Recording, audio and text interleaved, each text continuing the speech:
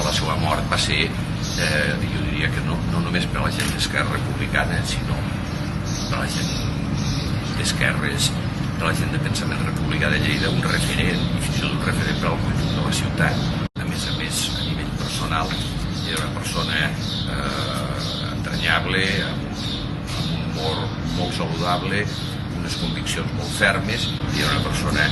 per nosaltres, ens hem tenir la sort de conèixer-lo, un referent des del punt de vista polític, des del punt de vista cívic, també des del punt de vista personal. Ell és una de les figures més destacades del republicanisme lleidatà,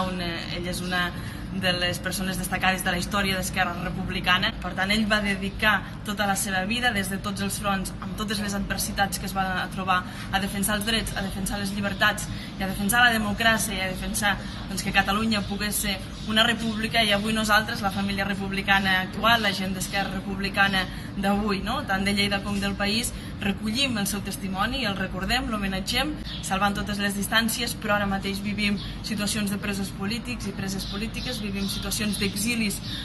forçats també precisament per la repressió de l'estat espanyol, i per tant, més que mai, seguim recordant i recollint el testimoni de figures com Víctor Torres per conjurar-nos, per persistir, per resistir i fer realitat allò que ells van lluitar, fer-ho realitat ara.